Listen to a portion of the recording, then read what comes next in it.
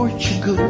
There's a YouTube show full of fun facts you need to know.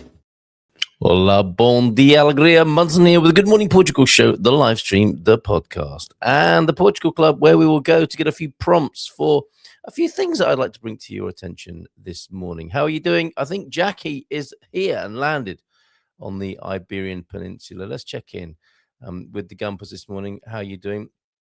Pete was in early. 6:24 this morning. I got up early actually. I wasn't too much late. Actually, no, I got up at I woke up at 5:45 this morning. Sounds like you had an early start as well, Pete. It's nice, isn't it? Reminded me of being a postman. And yes, as often as I can manage it, I just do. I'm reminded of that phrase. Yeah, best time of the day. So hopefully you're having a wonderful time in central Portugal. Off to Fundão Market to get your plugs. Too much information there, Pete. And veg. Have a great day, everyone. Thanks, Pete. Much appreciated. Buenos dias for the Gumpers. The beautiful Alicante in Spain. From the beautiful Alicante in Spain. Been here for. She doesn't check the messages before she sends them. What did she say? Fat fingers and not checking before sending. Probably makes for a great acronym, but also a little bit of hard work for me to do on the screen here. But we get the gist, Jackie, and hope you're having a great time in Alicante. Been here 48 hours and having a wild time. Pictures 913-590-303 if you want to share a picture of Alicante and the wild time you're having there. Where is everyone? Maybe they've had a nice busy weekend and they're still snoozing in bed and they're going to watch this on catch up later on. Let's see. Matty is here. However, bom dia, alegria a todos e feliz segunda-feira. And Marcus, the country bear, is here. How you doing, Marcus? Good to see you. And bon dia, Sarah and Team Yemen and Gemini with a good morning, everyone. Matty is waiting for someone from the village to show up to prune his olive trees this morning. I might not be here for all of today's show. We've had one or two apologies this morning. People are on missions this morning. I will come back to some of those a little bit later.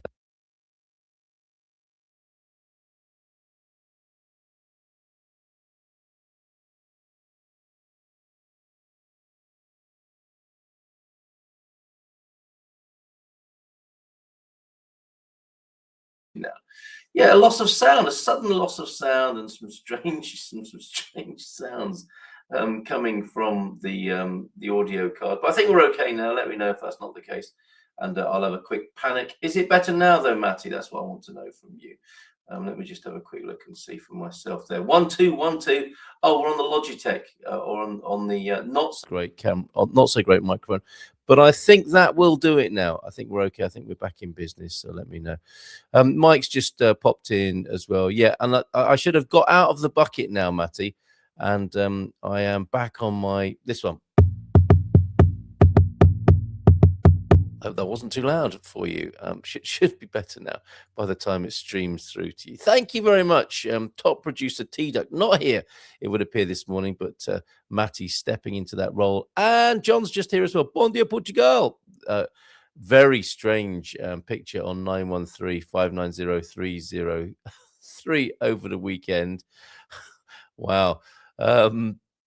Yes, be careful in that neighborhood there, John. Yes. What was it? The things you see when you're out and about walking in Portugal. Well, thank you, everybody. Thank you for all the audio production tips. Let's go over to the Portugal Club where I'm liking this. I don't know how it is for you, but I have a captain's log, Captain Carl's log, and a few things that I want to bring to your attention. Who doesn't like first thing in the morning? There it is. What I do is post up I have a day book, if you like, the duty manager's report, if you like, for Good Morning Portugal, and it's written the day before I'm broadcasting, so or the last broadcasting day. Try and keep up if you can. So this would be Friday. It has notes of the day before's show, which would be Thursday, and then I squirrel away because it's a real pleasure to keep seeing things throughout the day that I would like to bring to your attention. But keeping them all together in one place. Hold on. Well, the health insurance person appears and I go into a sneezing fit. Good morning to you, Saúde Santinhos. Wow. That was quite unsolicited and a little bit shocking, but there you go. Nice to have a bit of a sneeze. They say it's quite similar to that other bodily function of ours. Um, but anyway, where was I? Yes, squirreling things away for you during the day to bring to your attention in the morning show. And this is how I've started to do it. And it's really great because it means I forget less. Doesn't mean I remember everything, but I forget less. For example, there's something wrong with the most iconic sauce list because, well, let me see if you can guess what's wrong with that list. There's a lovely photo that Dougie took over in Montegordo. You see, I just squirrel all these things away to bring to your attention. There is a public service announcement for a very addictive drug, actually, that's been found in Portugal that I'll bring to your attention. Conversa Português also have been publishing some fantastic guides to the language. My 7-year-old came up with a Portuguese word that has no English equivalent. Not saudade, something different. And Antonio F's already been all over that. There is something I want to bring to Vitor's attention when he joins us at 8:30. Yes, Vitor Costa, our man in the north, joining us at 8:30 this morning. Something I forgot from Adrian on Friday. This is good. I'll show it to you now. President Antonio José Seguro, as I'm sure he'll be known here, the new president, has called for fewer words and more action. That's what we want, isn't it? He knocks together the heads of the politicians. So fewer words and more actions. The cabage alimentar, the food basket, which I think most countries have, do they not? This is the price index of food, your average kind of. Well, it'll be interesting, wouldn't it, to see what's in it in Portugal compared to where we come from. I imagine olive oil isn't in the food basket of America or United Kingdom.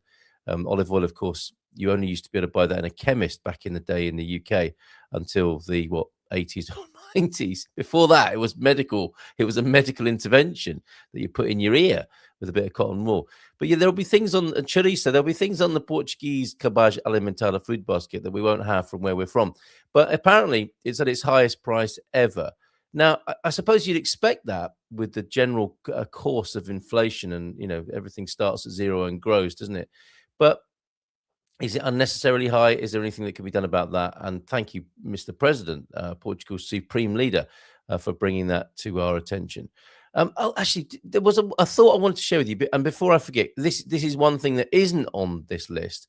Is this thing occurred to me? This is what happens, I suppose, when you get up early in the morning. Your mind is clearer and more open, I suppose, to inspiration. Bless you too. Oh, I see. For the sneezes. Bon dia, Carl. Good morning to you, Gabby. What are you up to today? Allergic to cats? Well, kind of, but there isn't one in the room at the moment to have caused that. I don't know where that came from, quite frankly. Maybe I'm allergic to getting up early in the morning. But I had this thought. The more crazy there is in the world, and I'm reminded about that by the price of food, I suppose, and the inevitable excuses that will be coming to justify. There was a French politician who said, our government never misses the opportunity to line its coffers when there's a disaster of any kind. There is a pattern there, is there not? And of course, we will be, not just the one war, but two wars, if not more, pushing fuel prices and food prices up. And, nobody, a few people, a few of those scurrilous, not so pleasant people doing a bit of disaster capitalism. It's inevitable in a way, isn't it? But anyway, that's not what I wanted to say. What I wanted to say was, as the crazy grows in the world, the capacity for love and positivity also grows. I was watching a Richard Feynman video, of all things, physicist Richard Feynman. And I was watching one of his videos and talking about, how we're governed by the laws of physics. And it was a really interesting lecture, actually, to a point. But I have it that there's a physical law or a law of nature that as one thing grows, its opposite in a way may grow, and the mirror capacity or the shadow capacity can grow. So a useful thought, possibly, if you need it this morning, that as the crazy capacity grows and as the volume of crazy grows in the world, I suspect, I have it, that the capacity for good and beauty and love and truth and all the things that the good humans aspire to is also growing. and we might choose that, and we might live and operate and be in that growing capacity of the things that we truly want and love, that are the opposite or the complement to all the nonsense that's going on in the world. Just thought I would share that with you, along with some memes from the sublime to the ridiculous. Thank you to Antonio Barbosa, another man up in the north, who we haven't spoken to for a little while, but I hope we will from time to time check in with Antonio Barbosa. Just in case you're wondering, he says, I squirreled this away, only just brought it to your screen. A bus stop in the Minho, Portugal. I wonder if you've seen anything like this, John, on your travel. It's like being in India, isn't it? With cattle roaming the streets. That is a substantial bus shelter as well. It's not just the Highland cattle, the longhorn cattle standing at a bus stop. Look at the build of that bus stop with some really solid northern Portuguese granite right there, emitting rayon. Is it rayon? Is that the whatever it is? Is it a gas that comes out of granite? But a very substantial build and a nice a nice place to stand out of the rain. Should you be a cow in or a bull up there in, or a bullocks in northern Portugal. Also saw this that I would bring to your attention as well. Thought I'd bring to your attention the British Touga. I'm enjoying following the British Touga on X, and if Coke did. Well, if Portugal did Coca-Cola, this is what it might look like. That's pretty nice, isn't it? And I know there are people. Actually, I do know that there are people among us. I would never disgrace my body with that toxic compound. Well, I do like a Coke from time to time, I have to say, and it would add to my Coke drinking pleasure on occasion to drink from a can as beautiful as that, made from aluminum. If you're American, which is an even more toxic substance, we're told.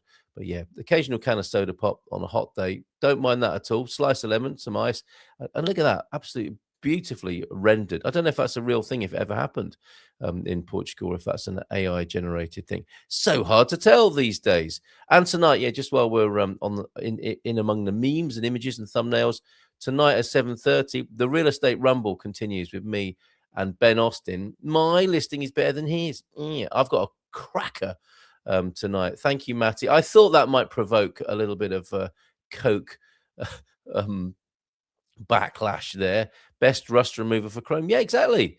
And maybe it's good for parasites inside the gut. Well, tonight at 7:30, then me and Ben Austin going head to head. Two men, two homes, but whose is best? You choose. I've got a beauty from the wild rurality of central Portugal, thanks to my mate Carlos, another Carlos Guerra in central. He's got an absolute gem that I saw on his social media and asked him if I could represent it tonight and share it with you. Yes, I don't know what Ben has got. I think we drew last week 50-50 on the voting.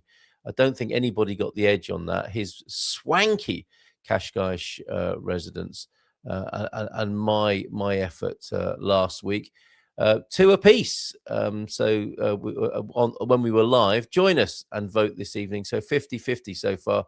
Indecisive. Maybe you can join us tonight and choose which one you think is best. So going back to my the controversy, or well, there isn't one yet, but I'm hoping to start one this morning. Oh no, quick shout out actually. First of all, Dougie was in a bar in Montegordo, and he heard the Good Morning Portugal show coming out of the telly, streaming from the TV, heard my voice in there. Local bar in Montegordo, an Irish couple streaming GMP, Daryl and Grania O'Keefe, originally from Mullingar in Ireland. So good morning to you. I hope when you stream this later, you'll be delighted to hear your shout out.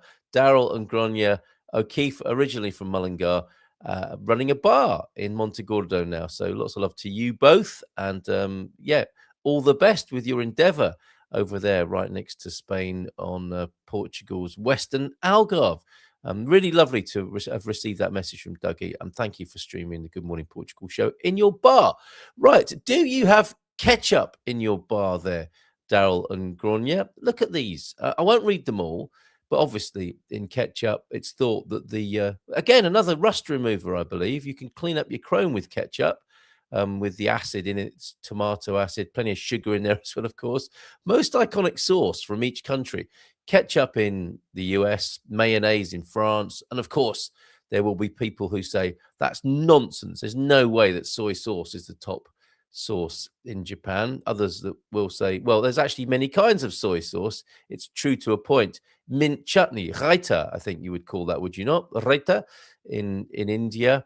Peru, the aji amarillo sauce. Is that the way to the aji amarillo sauce? As we scroll through, and Americans don't have to take part in this because it's a struggle. It's a struggle. Let's be fair. United Kingdom, Worcestershire sauce. I would doubt that. I don't think that's the most iconic sauce. I think HP is the most iconic sauce. Brown sauce, mate. London, with the Houses of Parliament on it. Switzerland, cheese fondue sauce. Is that a sauce even? Chili oil in China. Nam prick in Thailand. Stop giggling at the back. That's supposed to be that'll be a chili oil as well, won't it? Nam prick in Thailand. In Morocco, it's chermoula. In Egypt, it's tahini. Scrolling through, mint sauce in New Zealand for obvious reasons. Parsley sauce in Ireland, really on a bit of fish on Friday, maybe. Remoulade in Denmark. In the Czech Republic, you'll have dill cream sauce. Austria, is this right, Gabby? Apple horseradish sauce, is that the most iconic sauce in Austria? Etc., etc. Yemen, zoug. Sudan, dakwa. And Zambia, the chibwaba peanut sauce. All very exciting. Mozambique, piri piri sauce, the Portuguese influence. But you will notice there is no Portuguese iconic sauce here. And I think we need to challenge this. What would you say is piri piri Portugal's most iconic sauce? It could be, couldn't it? But what other? Mayo could be as well, but maybe it might be the first thing that Vitor Costa rises to as he joins. He's got a story to tell us this morning, and there's also something I want to ask him about, actually, also squirreled away here. This was on Vitor's timeline. It may be possible now for families to sell their property without the what's the word? The permission or joint effort of all the cousins. We've heard of these stories, haven't we? Dead horse sauce in Australia, tomato sauce, mate, and then barbecue thereafter. Piri piri is a spice and not a sauce, as far as I know. It is a sauce. It is a sauce for sure. It's not as popularized by Nando's, and Welsh Jackie would agree with me. But you do like a splash of Worcester on your Welsh rarebit, don't you? And there's nothing smutty about that. What she likes to splash on her rarebit. And we're talking about the cheesy topping on toast there, and I don't even know if that's a thing. Morning to you, Vitor. He's ready to join us already. We'll see you about past, mate. Time to grab a coffee if you want one. If you haven't already had about 5 or 6 of them this morning. Yeah. When Vitor does join us, he brought this to our attention on social media. The fact that we may not need total family agreement for an old abandoned property to be sold. How the government will intervene in that is another matter altogether. But and I don't know how that would happen. But it sounds like a good idea in theory. So we will come back to him on that. So what do you think is your top Portuguese sauce?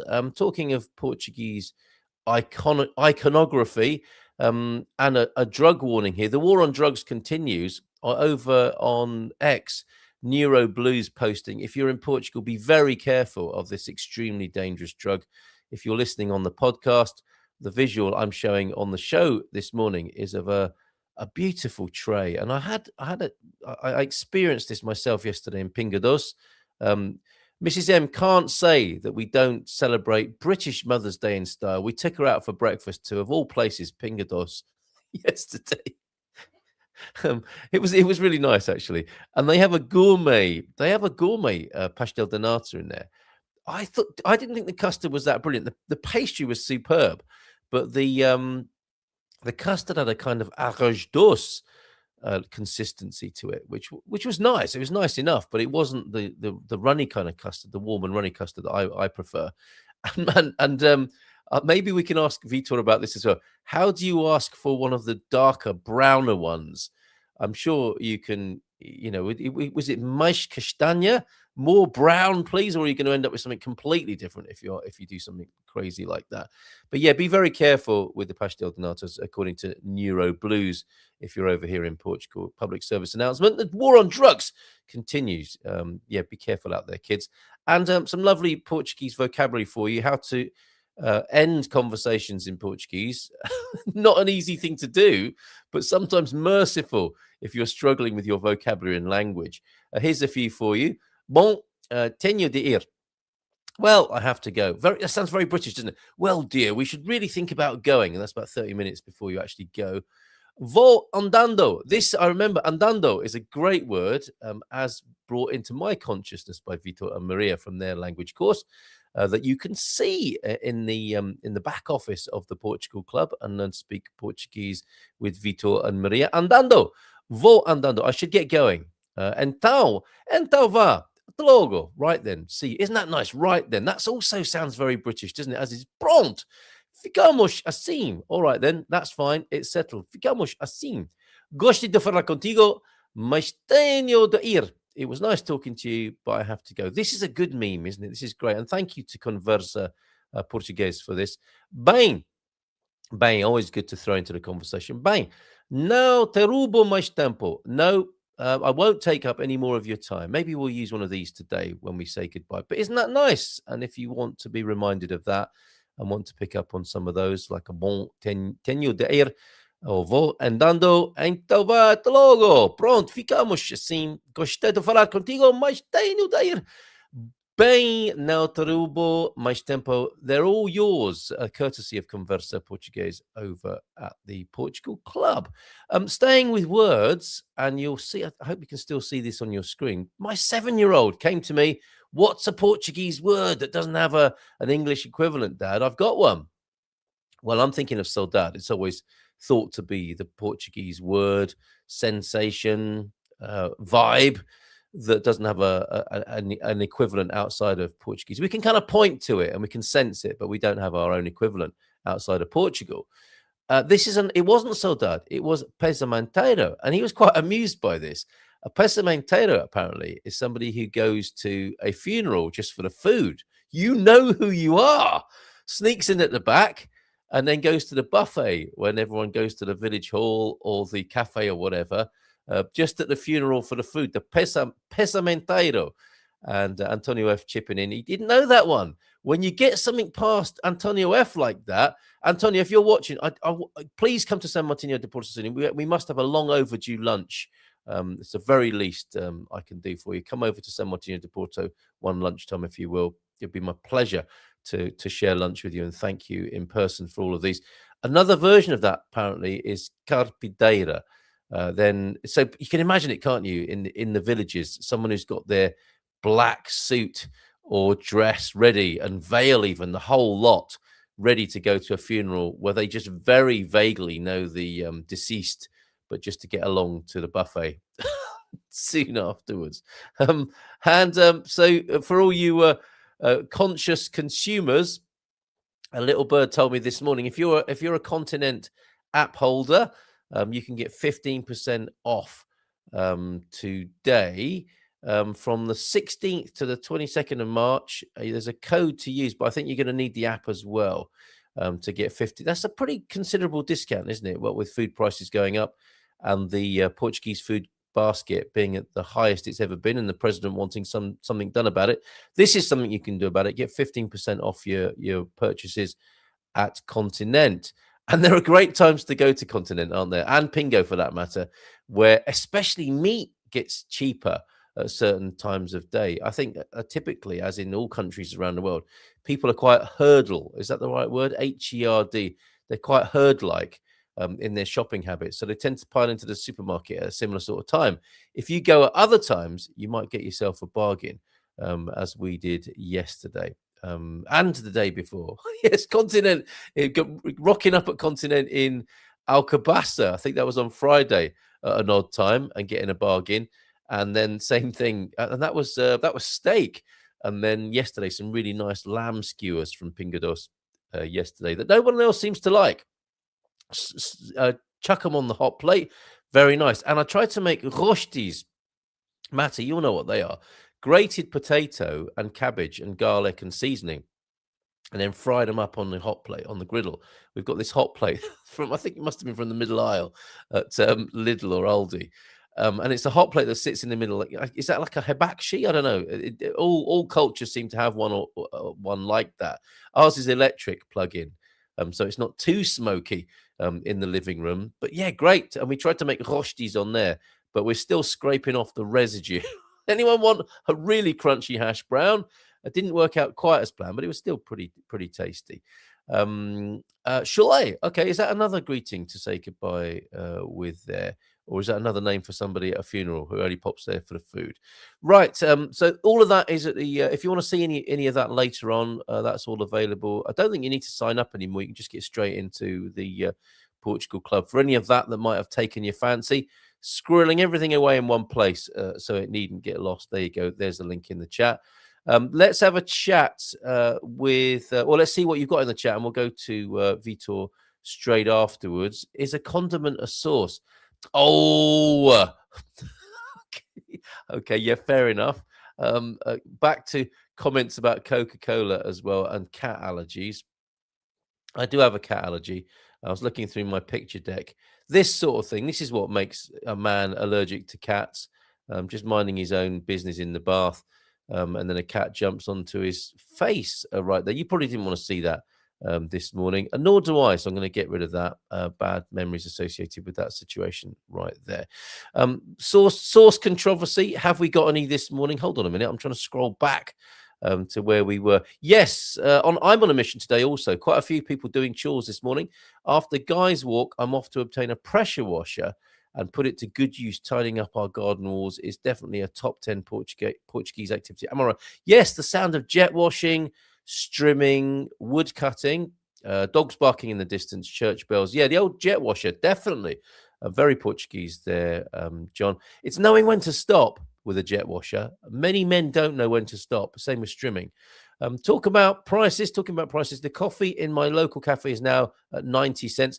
This is something Vitor talks about the bread index and how the price of bread has changed in his local cafe. As I recall, it was 60 cents only a couple of weeks ago, and now it's gone up to 90. That's quite the hike, folks. My goodness.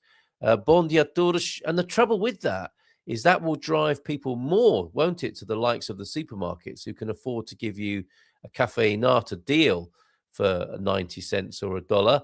And then the small cafes feel the pressure of that, which is a great shame. Well, that's quite shocking to hear. Up from 60 to 90 over Matty's way out there in central Portugal. Bom dia todos from the coach, Feliz Segunda. Weather at last improving here in the UK. Has it stopped raining yet? Since the 1st of January, and the plants in the garden are responding appropriately. Spring is finally here. Yay, back early from the plugs. And no, okay, fair enough. Good to know, Pete. Black tomatoes, purple peppers, carrots, tons of other veg, and no, don't be like that, Peter. You started it prior to the actual deed. I'm told it's best, back to Peter again, to do a light spray of bleachy water to loosen up the moldy bits. Who doesn't like to loosen up their moldy bits first thing in the morning? And then it won't require such paint peeling, literally, of the highest pressure settings. Okay, fair enough. Excuse me, still something going on with all of that. Anyway, and my own jet washing occurring here. I think I covered most of that by muting the mic. Sorry if I didn't. Lee McGrady has been drawing fertility symbols with his jet washer. Oh, right, okay. He is so childish. But we knew that. So dead horse sauce, then moving into the sauces and any possible controversy. And what you think is the top Portuguese sauce?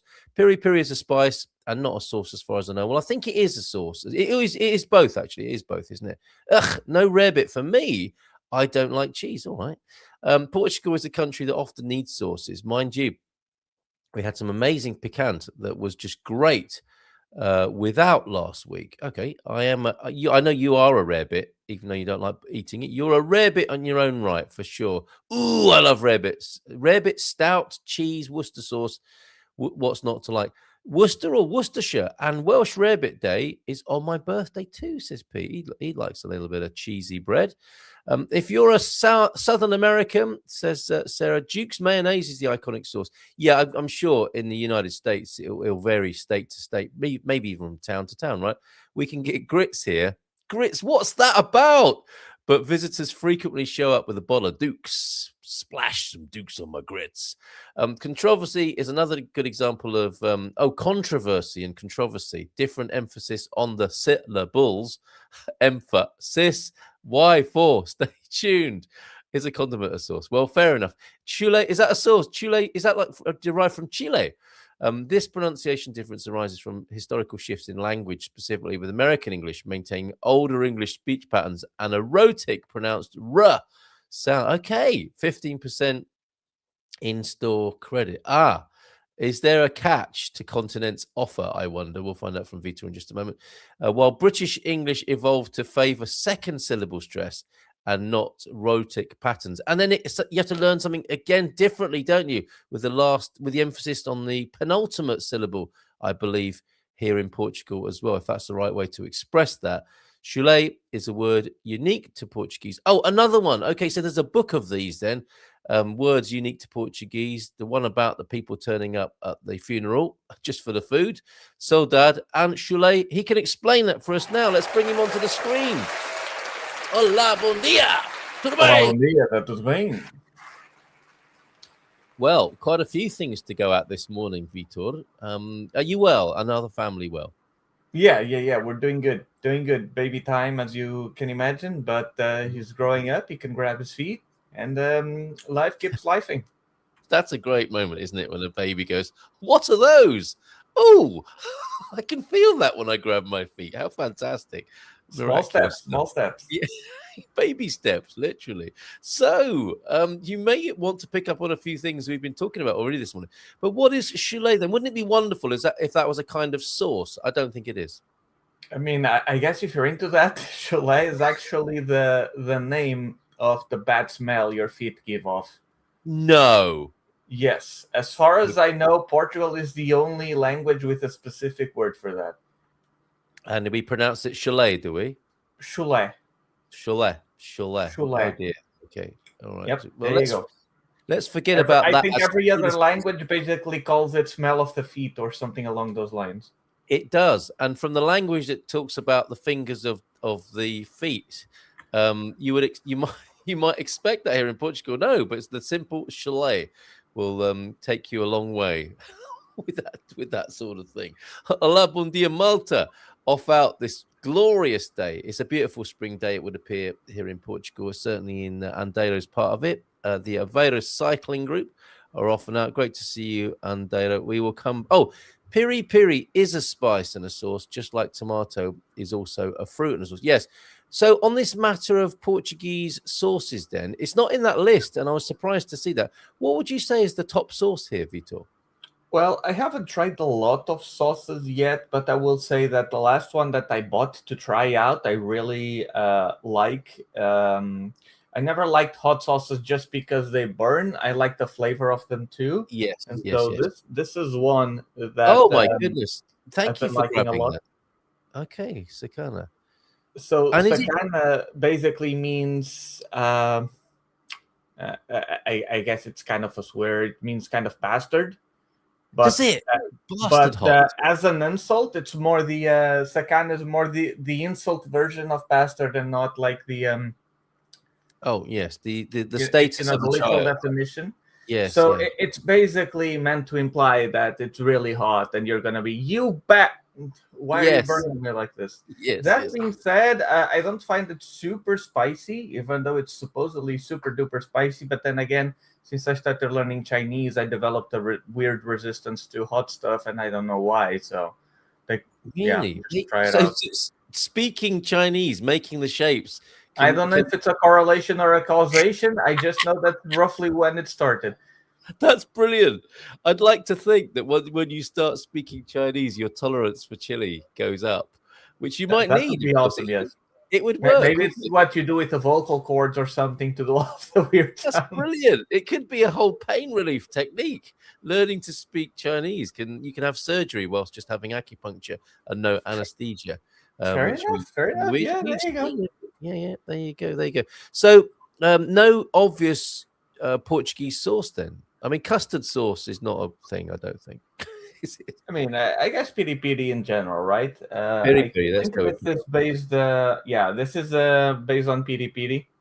yeah. So again, I do like the flavor, not just it being spicy or hot or anything like that. Yeah. And so this does have a lot of flavor on it. So yeah, give it Yes. a try. I think it was Okay. like Very good. And €4 or something.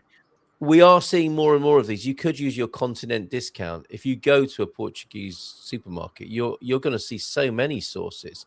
All of the ones we've mentioned, I think. No, not all of them, but we over here in Portugal, we have a lot of the sauces already mentioned, and more seem to come to the market, and a Yeah. few homegrown piri piri variants as well. Let's conclude on that particular conversation. I think a sauce adds flavor. Custard is more a thing flavor is added to.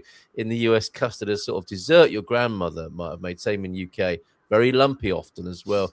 It's my first cycle since my op, says Andero. I charged the bike up yesterday with the old Solo. Well, good luck with that, Andero. Have a lovely ride. Sounds fabulous, and so glad the op went well. And good to hear here. Diane's heart surgery went brilliantly thus far. No truffles, in spite of the Javelin stent. Is that what they use? Oh my goodness! Yes, I think you mentioned that, Peter. Right, Vitor. Let's start with Portugal Door this time. How's business? How are things going? What are world events causing for you as somebody who represents Portugal as a safe haven? Well, as always, a lot of people that I've been dealing with have been trying to escape from America, let's say. Right. Since you ask about world events, most of my clients are Democrats, although, of course, there are a few Republicans too. I don't judge you, believe whatever you want, as long as you're a nice person. That's what I care about the most. Woohoo!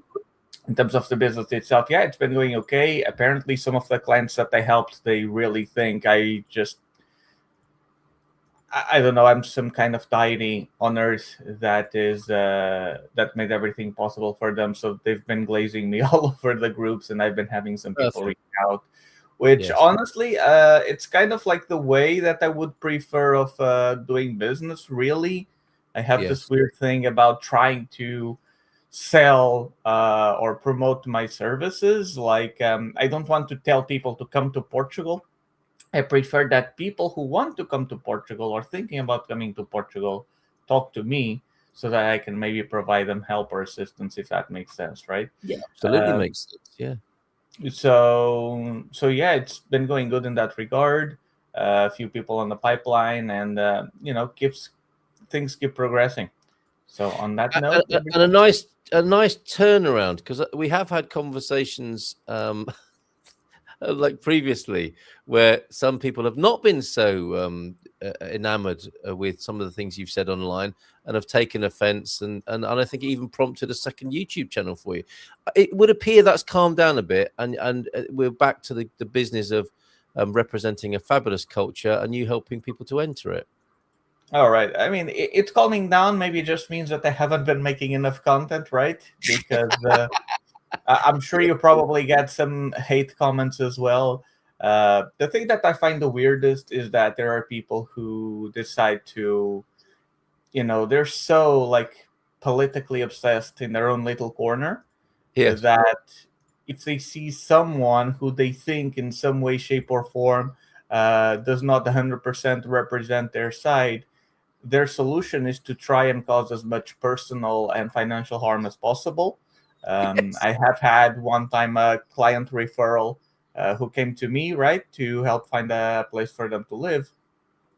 And then suddenly they send an email that, so this was a referral from another person. And then that other person told me, hey, actually, those guys don't want to work with you, and send me a screenshot because apparently some people went to my Portugal Door pages on Facebook and left reviews saying that I laugh at rape jokes or that I abuse women or Oh, something like dear, oh that. dear. Yeah. And it kind of, I don't really feel bad that these clients don't want to work with me anymore, because I mean, if you believe some weird random comments, reviews on the internet, instead of the person who was referred to you by another person you trust and don't even talk to them, Yes. maybe that's not the right kind of client for me either. But it is kind of weird how people are this obsessive today and others still take this kind of slander seriously. So that's a really gentle way of putting it. They might not be the right client for you. Probably not. Better off out of it, I would say. But I'm really delighted to hear that things are going well for you. And on the other side of it, on the demand side, you are helping people readjust their lives in a way that's working for them, and they're finding out about how delightful it is to be in Portugal and want to be here. So keep up the good work on that, Vitor. There was something that you posted just recently that's connected to this in a way, in terms of inventory and property on the market. And I know you've got a story to share with us as well, so we'll come back to that and anything else that's been on your brilliant mind. But this thing about, I mean, notoriously, there's a kind of it's not really an urban, it's more a rural myth, if it's a myth at all. But it is true that there's sometimes there are many stakeholders in a property ownership. oh yeah, They don't agree with each other, so that would be one reason why many properties stay empty for a long time. If you imagine somewhere that's worth 50,000 euros as a dilapidated plot, and 10 people own it, they're not hugely motivated to sell it, and it might just completely collapse into the ground. It looks like the government, as one of their many ways of releasing property into the market, are challenging that. What's going on here? Yeah, I'm still looking into that a little Right. bit to understand exactly how it happens. But basically, when there's an inheritance, typically the property is like indivisible. So if you have like 4 people, let's say, then with some requests and whatever, maybe the person could end up selling 25%, but there would be a whole process for that, right? Yes. But with the new proposal that they're doing, if I understood it correctly, if there is if a property is inherited and then 2 years later and there's nothing for it to be sold or used or anything along those lines, then I think only one person could trigger the mechanism to unlock it and for it to be sold. Yeah. I think either the parts or even the total property from everyone else. Of course, every other heir would have right of first refusal, which means that if the property is being sold, then they have the right to buy it for the price being sold, right? And I think it also requires an independent property valuation to be done Yes. on the property to determine the value, right? So you see that a lot here. In fact, I have 2 funny stories to tell you.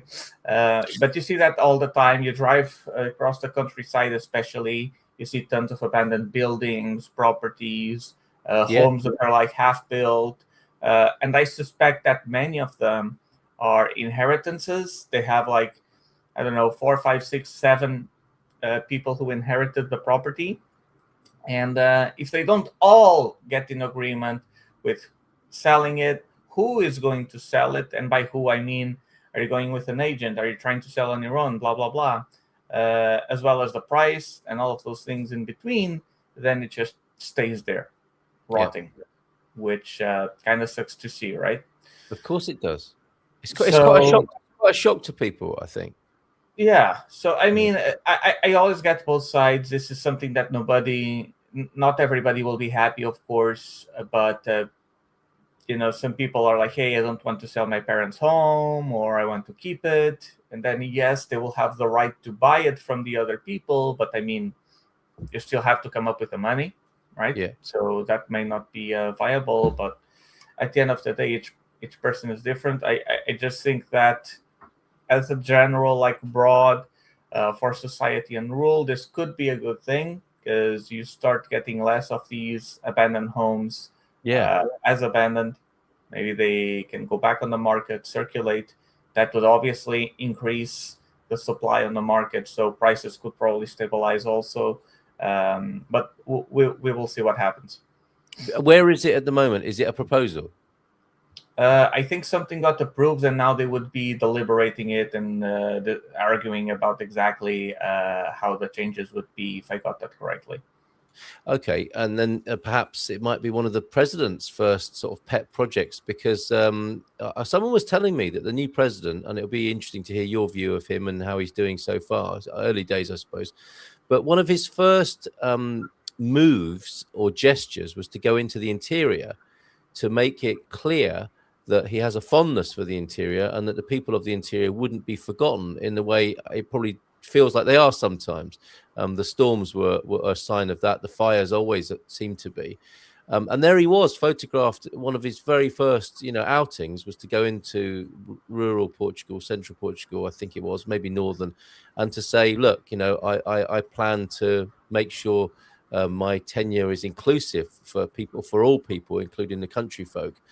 Did you see that? What do you make of that and of him generally? Well, maybe this will look bad, but I actually don't know much about that. So, right, not at all. I'm not surprised. I've had this before, Vitor, where I will say to Portuguese friends, oh, I've been watching the election, or I've been watching this politician, and they're like, oh, really? No, we don't. I don't really care about that.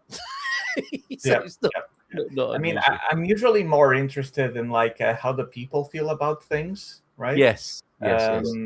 Sometimes, of course, I do check specifics, but yeah, for the most part, I'm not really aware. Maybe I And should from that point of view, then, what's the word on the street among Portuguese people about the new president? What are people saying? What's the general? Actually, since the elections, I haven't really heard anything. Maybe that's a Personally. good thing.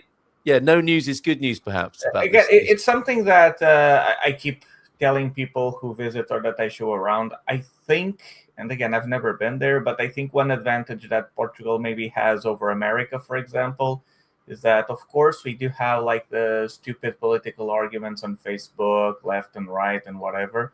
But it feels like here in Portugal, at least where we live, it doesn't bleed into real life, right? Yeah. So, people have their own opinions and all that, but when they're in public, everybody's just a person.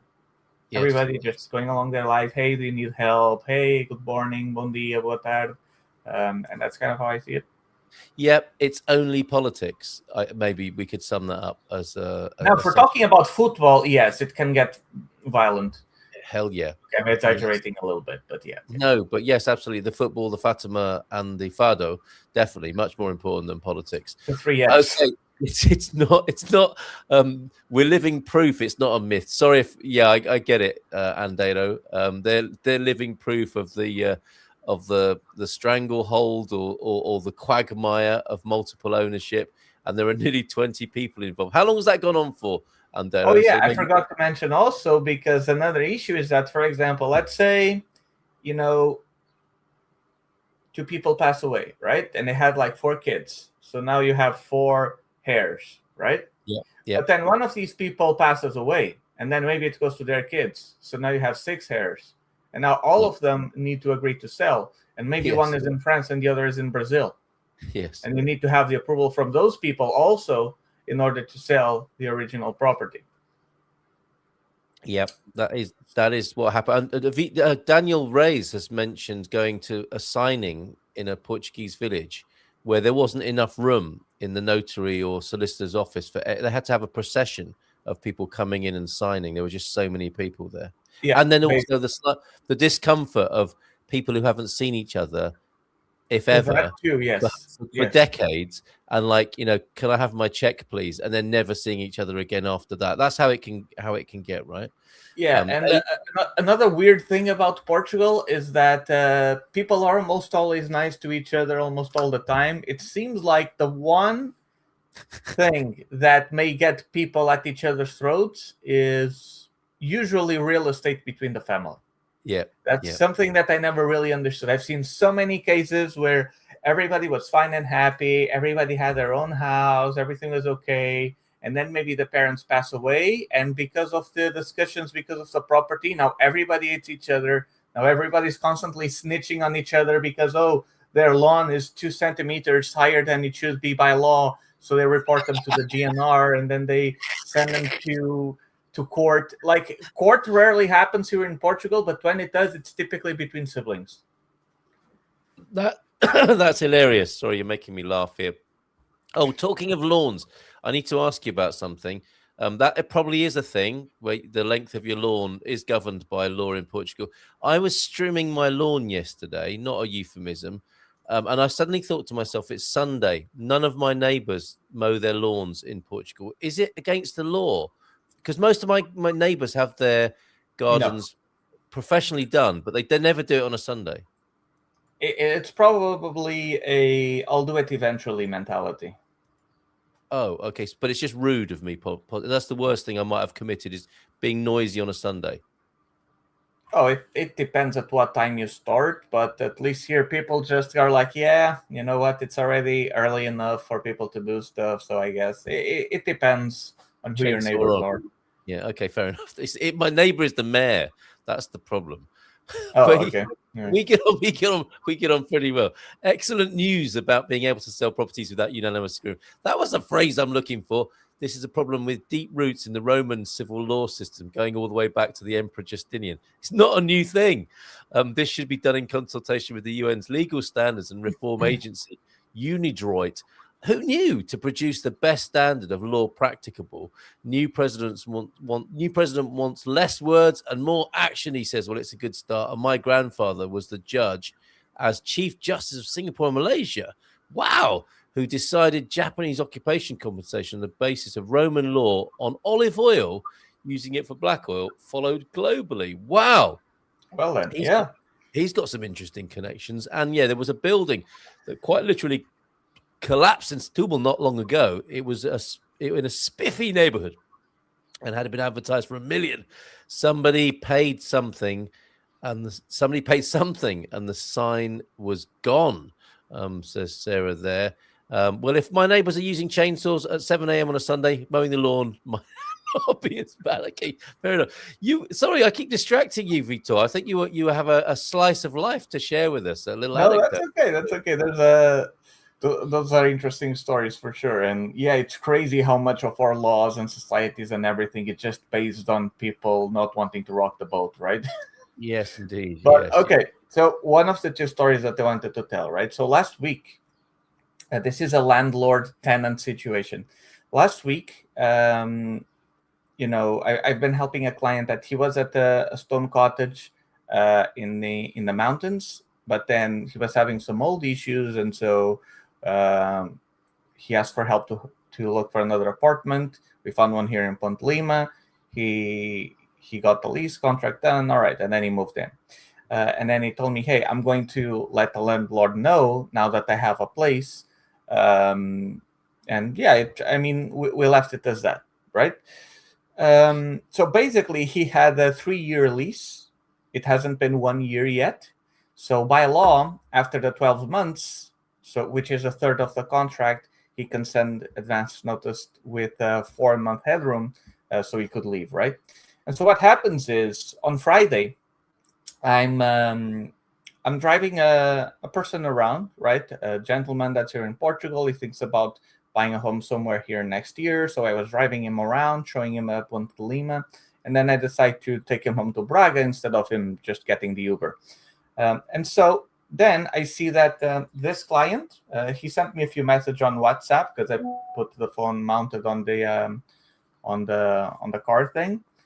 And then I see also that he's sending message on the WhatsApp group that I have me, him, and the landlord. And so like, okay, they're probably discussing this. After a little bit, his mom, who also is here in Portugal, starts calling me. And I'm like, okay, what's going on? And so I pick up, and then she's like, hey, we're going to to his property now. Apparently the landlord is really upset because he's saying we're breaking Portuguese law and so on and so forth. And I'm like, yeah, but I mean, worst case scenario. And I told him this 12 months and then a 4-month notice, and then you can leave. What I would do is try to talk to them and say that, hey, what if you put it on the market, and then when you find a tenant, then I'll leave and I can pay you until that time, try and reach a compromise, right? So like, okay, I'll go there, and then we'll let you know. All right. So I keep driving my client, right? Take him to Braga. And then I call back this client, and then they're like, oh, hey, Vitor. And I ask him, hey, how's it going then? Well, actually, it went really well because they had an inspector over, and the inspector also spoke English. And so basically, I would talk about the mold and point at it. He'd look at it, talk something in Portuguese, point at it to the landlord. And so the landlord originally was very upset. But after he pointed at the mold, he was like, "Oh, you know what? Yeah, you can leave today. No problem. We're friends again." Oh, really? And I'm like, how bad was the mold for a Yes. Portuguese guy to react that way? And then he And sent who was pictures. the Yes. inspector? Is it a council inspector? This can happen, can it? What, a council inspector looking at the I don't know. I Who think was it? Was it an he independent? called someone. Oh, okay. So it's an inspector that Yeah, the like a house, landlord basically got someone to go in there and take a look, as far as I know. and that backfired. No, it didn't backfire. He probably just wanted to make sure if it was real or not, and not just an excuse, which I guess it's valid, right? Right. Yeah. But when he saw the state of some of the walls, yes, that was beyond the typical Portuguese household pet mold. Well, household pet mold. Yes, there is a level of it, isn't there, that we have become accustomed to. Yes, But yes. this one, this sounds like it had a face, maybe, or some hands.